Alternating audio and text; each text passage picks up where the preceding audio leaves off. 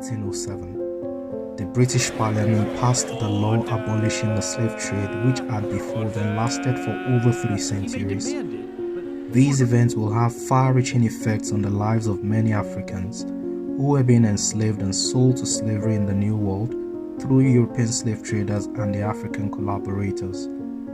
One of them being a young boy who was born 2 years after these events, who would later on grow up to become a foremost linguist, an explorer, a clergy, and the first black bishop of the Anglican Church. And he was one of the men whose works laid the foundation of the country Nigeria. His name, Samuel Ajayi Crowther.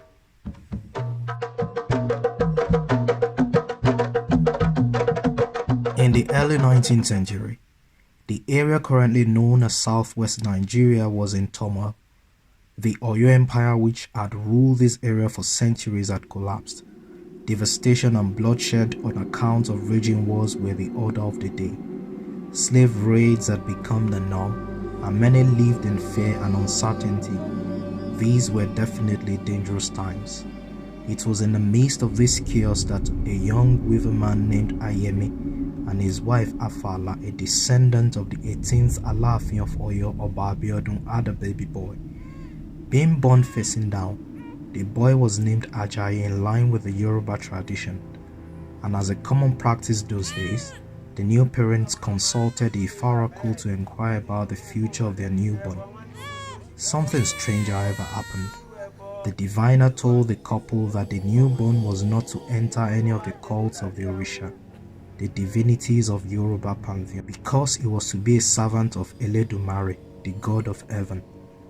The young boy grew up in the love and security of his family and community, and like many boys of his age, he took to farming, and he even made some money off it even as a little boy, until one day when work got to his doorsteps.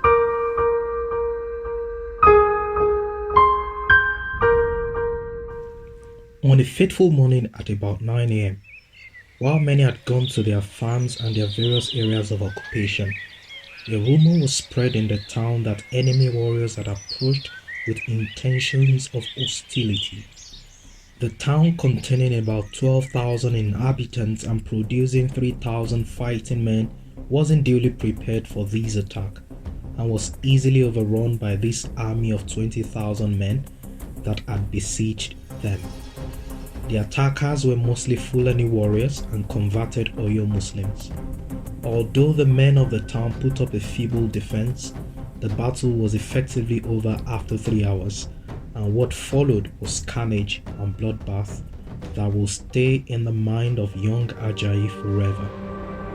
Women clutching to their babies and children while running for safety as fast as they could through prickly shrubs, and while they were endeavoring to disentangle themselves from the ropey shrubs, they were overtaken and caught by the enemies by a rope noose thrown over the neck of every individual, to be led in the manner of goats tied together under the drove of one man. Families violently separated to never see themselves again. Little Adjai, now 12, was thus caught with his mother, 2 sisters, 1 infant about 10 weeks old, and a cousin, while trying to escape. The last time he would set eyes on his father was when the latter had come to give them the signal to escape, following the collapse of the town's defense. He will later fall to the sword in another battle, as Adjai later learned. For Adjai, thus began a life-changing journey of pain and triumph. Within 24 hours of captivity, Adjai was battered for a horse and thus separated from his mother and sisters. After a few months and being exchanged between 6 owners and battered for items like tobacco and gin, Adjai was finally sold to a Portuguese slaver who, having put him alongside 186 others on his ship en route to the New World, in similar manner as thousands of Africans who had been so trafficked during those dark times in history. But in the never-ending twists and turns of Adjai's life, the slaver's ship was intercepted by the British naval ship Myrmidon, commanded by Captain Adjai Leake, on April 7, 1822, to set Adjai and other captives free from this peril. The little Adjai, now free, remembers seeing his former captor, the Portuguese slaver, now bound in fetters, and he boldly walked up to him and struck him on the head, as though that could pay for all the pains he had been through.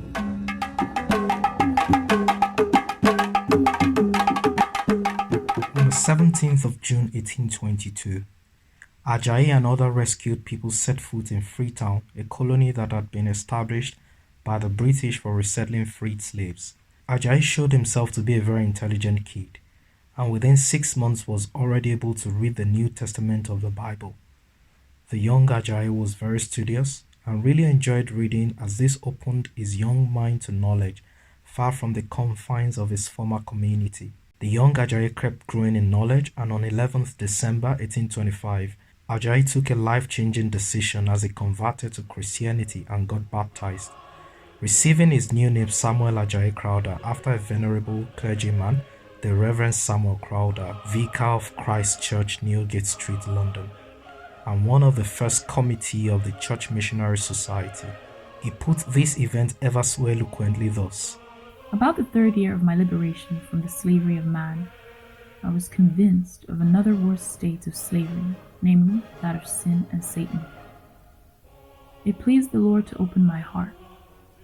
I was admitted into the visible church of Christ here on earth as a soldier to fight manfully under his banner against our spiritual enemies. In 1827, the Church Missionary Society established Fura Bay College to develop Christian leadership for Africa. It eventually offered the first Western-type university education in tropical Africa, and Crowther was one of its first students and later on appointed as schoolmaster in the same college. On March 1827, Samuel Crowther got married to Susan Ashton Thompson, who also was a rescued slave on the same ship that brought Crowther to Freetown back in the early years, with whom he had 3 daughters and 3 sons and lived happily with until her demise at Lagos in 1881. Crowther continued his work in Sierra Leone as a schoolmaster and evangelist, helping out with the missionary endeavor of the Church Missionary Society until 1841, when a new vista of opportunity that would greatly expand his influence opened up for him. The British government, in an attempt to facilitate trade in the interiors of the area now known as Nigeria, decided to send an expedition team into the heart of the Niger in order to assess things. Crowther was assigned to join this expedition, where his talent as a linguist enabled him to take notes of the languages of the people he came in contact with, things which he made good use of in his future work. The expedition itself was, however, a disaster, as many people on board the ship died from fever before the ship returned to Freetown. The journey had to be aborted due to the high casualties suffered. Of the 150 Europeans on board, 42 died within 2 months. Even at that, Crowther's performance on the journey, however, impressed the more experienced missionaries, as his character shone through in the dark moments of affliction. This marked him out for future responsibilities, and so he was summoned by the CMS to England in 1842, where he was ordained as a presbyter of the church, making him the first African to be so elevated.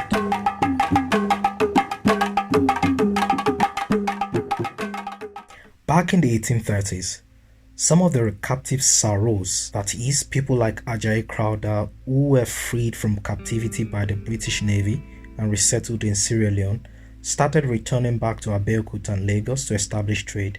These returnees, who had been converted to Christianity, then petitioned the Church Missionary Society in London to send missionaries to them. After some initial scouting by the Reverend Henry Townsend, the CMS dispatched Adjai Crowther alongside others to evangelize the people. Crowther and the team departed in December 1844 and arrived Badagry in January 1845, where Sunday services began under the shade of a big tree. In June of the same year, Adjai Crowther and the team finally made their way to Abeokuta, enduring so much troubles on the way. They were warmly received by the Abeokuta people, who gave land, contributed money, and men for the building of the church house. These people had liberated relatives of their own, and as such, their warm reception of the missionaries. It was also here at Abeokuta that Crowther got reunited with his mother and sister, whom he had been separated from for over 20 years when he was sold as a 12-year-old boy. In describing the moment when he met his beloved mother, Ajayi Crowther wrote, The text for today in the Christian Almanac is, Thou art the helper of the fatherless. I have never felt the force of this text more than I did this day, as I have to relate that my mother, from whom I was torn away about 25 years ago, came with my brother in quest of me. When she saw me, she trembled. She could not believe her own eye. We grasped one another, looking at one another in silence and great astonishment, while the big tears rolled down her emaciated cheek. She trembled as she held me by my hand and called me by the familiar names. Ọmọ mi, ọkọ mi, olówó orí mi, Adjai Olu, Onikanga Ajipon, which I well remember I used to be called by my grandmother, who has since died in slavery. We could not say much, but sat still, casting many an affectionate look towards each other, a look which violence and oppression had long checked, an affection which 25 years had not extinguished. My two sisters, who were captured with me, and their children, are all residing with my mother. I cannot describe my feelings. I have given up all hope, and now, after a separation of 25 years, without any plan or device of mine, we were brought together again. Crowther's mother narrated to him the story of deep sorrow and pain, how she and her daughters had regained their freedom having been redeemed by a relative. They had nothing of the lost Adjai. The sisters got married and had children, and after a time of peace and safety, the mother and her eldest daughter were again kidnapped. While the daughter was ransomed by her husband, who only had money for one person, the mother was sold as a domestic slave until she was ransomed by her daughter. Madam Afala became Crowther's first convert in Abeokuta and was baptized by her own son Samuel, and was given the name Hannah on February 5, 1848 at Abeokuta.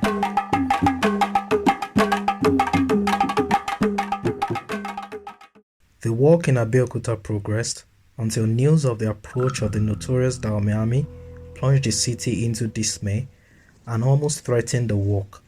In the ensuing battle, the Dahomey army initially had the upper hand, forcing the Egbers into a defensive formation as they had to retreat into the city walls to repel the Dahomey assault. They were able to turn things around and effectively defeated the Dahomey, capturing many of the famous Amazons, while some others died in battle. The town was thus delivered and the missionary endeavor spared. In 1851, Ajayi Crowther returned to England, where he addressed a large audience comprising students of the University of Cambridge.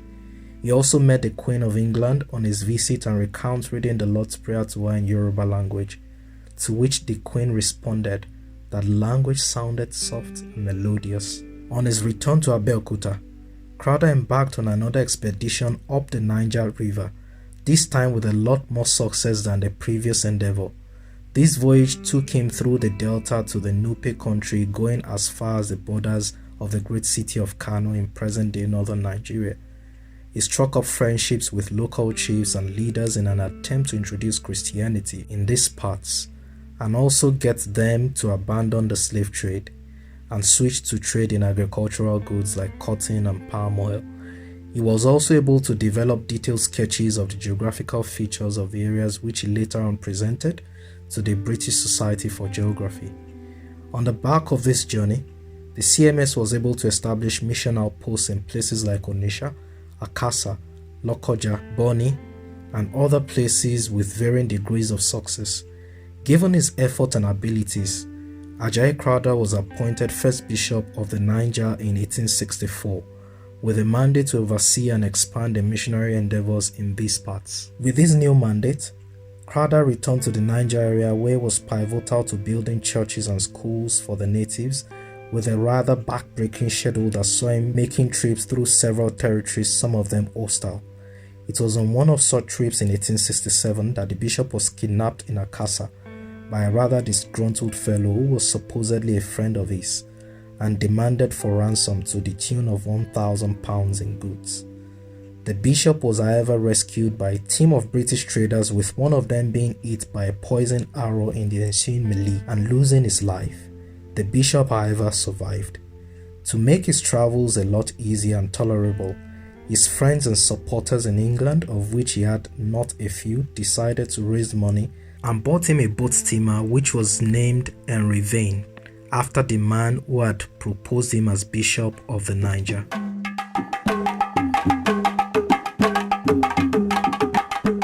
In the 1880s, crowds gathered over the Niger mission. Crowther was old. Some of the early white missionaries who had supported him, like Henry Vane, were dead. The morality or efficiency of members of Crowther's staff was increasingly questioned by white British missionaries.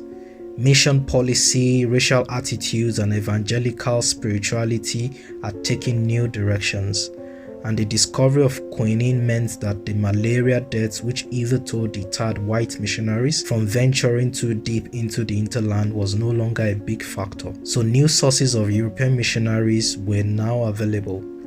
By degrees, Crowther's mission was dismantled through financial controls. These saw young Europeans taking over and dismissing, suspending, or transferring the African staff.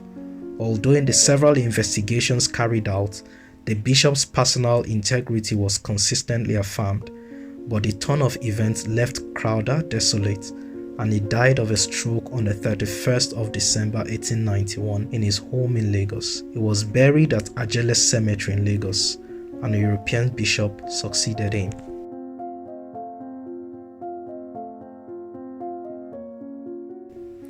Despite the persecution he faced towards the end of his illustrious career, Bishop Crowther demonstrated much grace and meekness in those difficult times.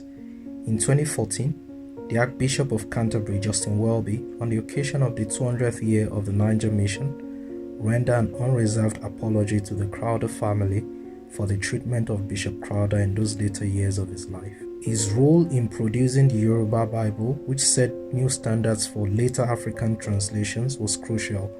Behind his efforts was a determination to provide Africans with the social and cultural tools they needed to, as a people, survive the interaction with a predatory civilization brought to Africa's shores by Europeans. Among his other publications were the Vocabulary of the Yoruba Language, which was published in 1843, Crowther's Grammar of the Yoruba Language, also published in 1852, a Grammar and Vocabulary of the Nupe Language in 1864, a Vocabulary of the Igbo Language in 1882. Crowther's visit to Britain in 1851 influenced government, church, and public opinion about Africa. Crowther pioneered an early form of Christian-Muslim dialogue for Africa. He oversaw J.C. Taylor's groundbreaking work in Igbo land and directed the evangelization of the Niger Delta, with notable results at such centers as Bonny. Crowther's Niger mission also represents the first sustained missionary engagement with African Islam in contemporary times. In the upper Niger areas in Crowther's time, Islam, largely accepted by the chiefs, was walking slowly through the population in coexistence with the old religion. From his experiences in Sierra Leone, Crowther understood how Islamic practice could merge with traditional views of power. He found a demand for Arabic Bibles, but was cautious about supplying them unless he could be sure they would not be used for charms.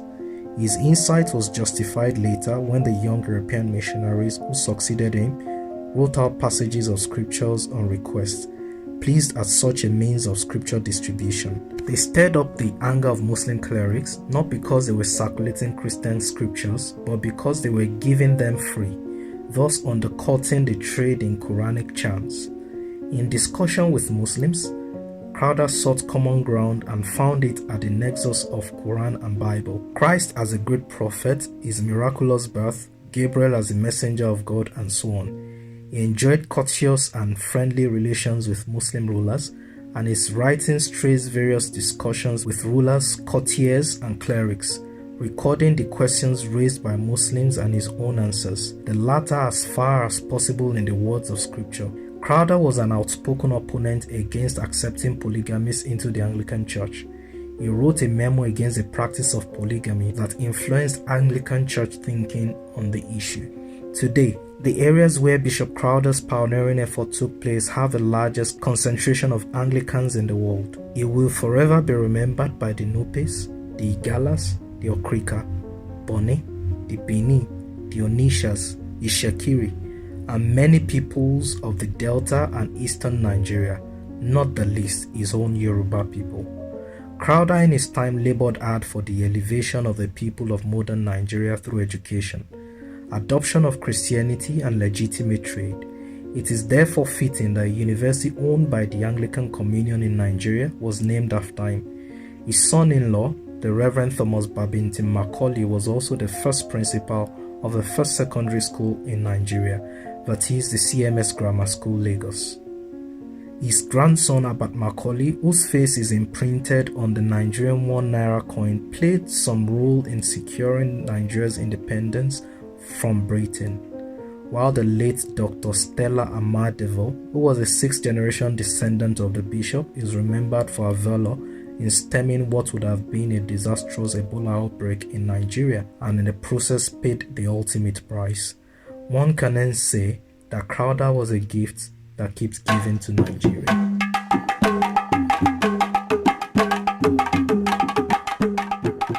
So you're still watching this video at this point. Thank you very much. You are the real deal. Now, my reason for doing this video is very simple. I think that Crowther's life, as you probably would have seen in the video, offers a lot of lessons for us today. His dedication, his commitment, his story is simply inspiring, and I hope that this man's story will inspire a new generation of Nigerians and Africans.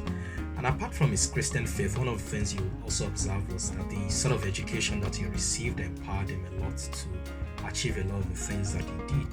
For someone who was at a point exchanged for a horse, and that provides a lot of lessons for those who govern today. They need to prioritize the education of Africans as one of the quickest ways to develop the continent. Thank you so much for watching. So keep me going to support what I'm doing on here. Don't forget to hit the subscribe button and turn on the notification. Thank you very much. See you in the next video. Bye bye.